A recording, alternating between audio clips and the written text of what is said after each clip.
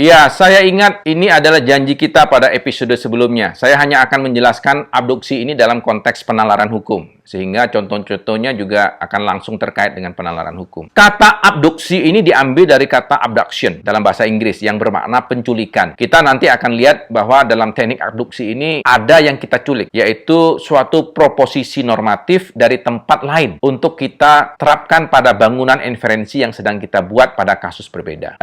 Untuk jelasnya saya akan sampaikan suatu contoh. Ada seorang bernama Ali pada tahun 2000 menyewakan rumahnya kepada Badu untuk jangka waktu 5 tahun. Artinya sewanya berakhir tahun 2005. Karena membutuhkan uang, maka pada tahun 2001 Ali menjual rumah tersebut kepada Chandra. Rupanya Chandra ingin segera menempati rumah tersebut. Namun pada saat ini rumah itu masih disewa oleh Badu. Pertanyaannya adalah apakah perjanjian sewa-menyewa antara Ali dan Badu menjadi batal karena rumah itu sudah dibeli oleh Chandra. Dalam akte perjanjian sewa-menyewa antara Ali dan Badu kebetulan tidak ditemukan ada pengaturan demikian. Di dalam penalaran hukum tentu kita harus mencari informasi dulu di mana dapat ditemukan ketentuan yang mengatur hal ini jika tidak diperjanjikan. Oke, setelah kita mengidentifikasi konsep-konsepnya, yaitu ada sewa-menyewa, ada jual-beli, maka kita akhirnya temukan satu pasal di dalam Kitab Undang-Undang Hukum Perdata, yaitu pasal 1576 ayat 1. Pasal ini berbunyi, dengan dijualnya barang yang disewakan, suatu penyewaan yang dibuat sebelumnya tidaklah diputuskan, kecuali apabila ini telah diperjanjikan pada waktu menyewakan barang. Struktur norma dari pasal ini kurang bagus komposisinya.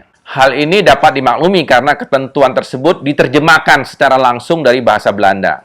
Struktur norma ini apabila ingin kita masukkan ke dalam silogisme yang baku, sebaiknya bisa kita strukturkan kembali terlebih dulu. Sehingga mana M, mana P, dan mana S-nya terlihat dengan jelas. Untuk menstrukturkan norma, kita harus pelajari baik-baik mana yang menjadi subjek norma, operator norma, objek norma, dan kondisi norma. Hal ini penting agar norma yang kita strukturkan itu tidak menyimpang dari makna tafsir yang paling mendasar, yaitu tafsir gramatikal atas ketentuan tersebut. Namun, sebaiknya saya tidak lari ke topik tentang struktur norma ini, karena hal ini agak panjang penjelasannya. Kita akan bahas nanti dalam episode tersendiri. Baik, singkat cerita, apabila kita mencoba memodifikasi ketentuan pasal ini, maka isinya kurang lebih dapat berbunyi sebagai berikut. Semua penyewaan atas suatu barang yang terlebih dulu ada sebelum barang itu dijual kepada pihak ketiga adalah hubungan hukum yang tetap berlaku, kecuali pada saat penyewaan telah diperjanjikan sebaliknya. Saya kira dengan modifikasi seperti itu, kita memenuhi syarat-syarat untuk menempatkannya dalam silogisme yang baku, dan maknanya juga tidak berbeda dengan apa yang sudah ditetapkan di pasal 1576 ayat 1 KUH Perdata. Dalam kasus ini, kondisi norma berupa kata-kata setelah kecuali tadi dapat kita sisihkan dulu, karena memang faktanya tidak ada perjanjian pengecualian itu. Dengan demikian, silogisme kategorisnya dapat dirumuskan sebagai berikut.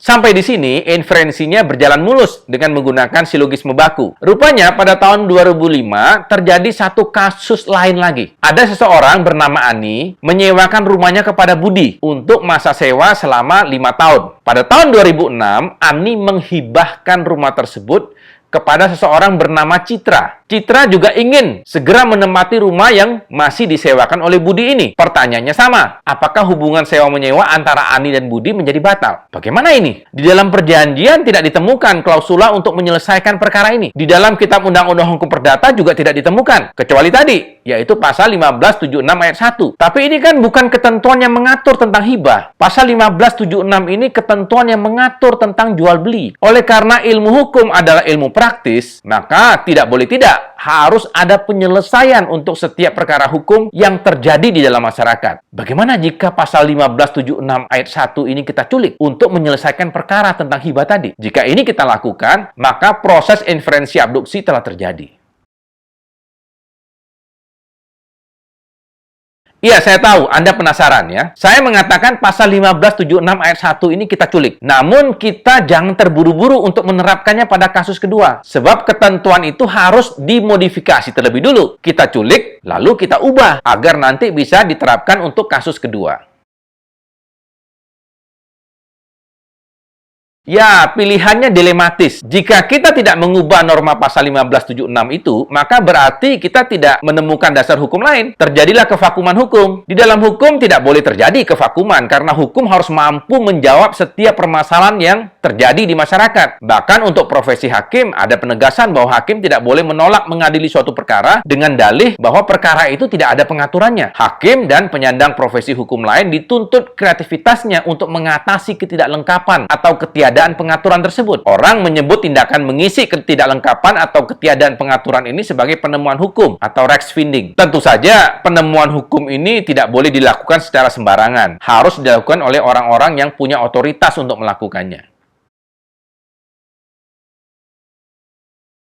Sebenarnya bergantung kita sedang berbicara dalam ranah kepentingan apa. Kalau kita berbicara tentang sosialisasi peraturan perundang-undangan dan kita ingin masyarakat berubah mengikuti ekspektasi undang-undang, atau dengan perkataan lain kita ingin jadikan law as a tool of social engineering, maka tentu realitas perilaku masyarakat harus diarahkan menyesuaikan dengan norma. Namun di sini kita sedang berbicara tentang suatu perkara hukum yang terjadi karena adanya penyimpangan terhadap skenario yang tercantum di dalam norma. Dalam perjanjian sewa menyewa antara Ali dan Badu atau antara Ani dan Budi, tidak ada skenario bahwa rumah itu akan dijual atau dihibahkan ke pihak ketiga. Mungkin belum terpikirkan bahwa hal ini akan terjadi, sehingga mereka tidak menyiapkan klausula tersebut. Nah, tiba-tiba terjadi peristiwa di luar skenario tadi. Semua sudah terjadi, rumah itu sudah terlanjur dijual atau dihibahkan. Nah, keterlanjuran ini adalah suatu fakta yang tidak mungkin diubah. Waktu tak dapat diputar mundur. Dari semula fakta menjadi bukan lagi fakta. Oleh sebab itu yang mungkin dimodifikasi bukanlah fakta, tetapi normanya. Ingat bahwa norma hukum itu bersifat preskriptif, artinya menyogiakan atau seharusnya demikian. Jadi selalu terbuka kemungkinan apa yang seharusnya terjadi ternyata tidak terjadi dalam kenyataannya.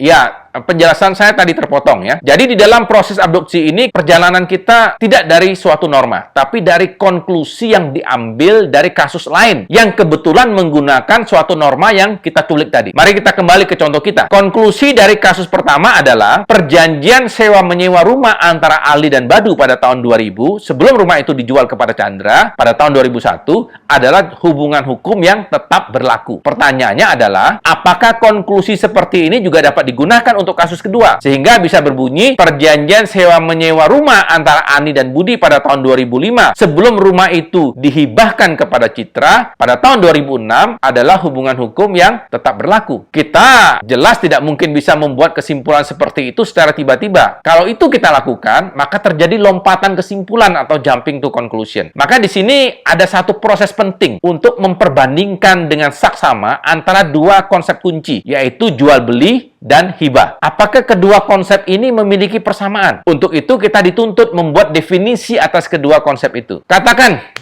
kita akhirnya menemukan ciri yang sama ada pada keduanya. Baik jual beli maupun hibah adalah perjanjian pemindahan kepemilikan. Dalam jual beli rumah, pemiliknya berpindah dari penjual ke pembeli. Dalam penghibahan rumah, pemiliknya juga berpindah dari pemberi hibah ke penerima hibah. Atas dasar persamaan ciri tersebut, maka dikreasikanlah suatu norma baru. Apa bunyi normanya? Normanya berbunyi, semua penyewaan atas suatu barang yang terlebih dulu ada sebelum barang itu dipindahkan kepemilikannya kepada pihak ketiga adalah hubungan hukum yang tetap berlaku. Premis minor untuk kasus kedua adalah, maka konklusinya adalah, nah demikianlah cara kita membuat suatu inferensi abduksi. Tidak selalu demikian. Kebetulan saja contoh yang kita sampaikan menunjukkan hasil yang memperluas makna atas norma pasal 1576. Semula pasal ini hanya untuk kasus jual beli. Nah, sekarang untuk semua kasus pemindahan kepemilikan, termasuk tentu saja penghibahan. Proses abduksi ini bisa saja mempersempit makna atau membalikkan makna. Kita mengenal ini dengan berbagai istilah dalam konstruksi. Ada penyempitan hukum atau rechtsverfeining, ada argumentum a contrario misalnya, ya. Lagi-lagi hal ini akan kita bahas pada episode yang lain. Ya, kalau Anda ingat pada beberapa episode lalu, saya pernah menyampaikan satu skema yang diadaptasi dari Fisher. Saya ingin menutup episode ini dengan menunjukkan lagi skema tersebut.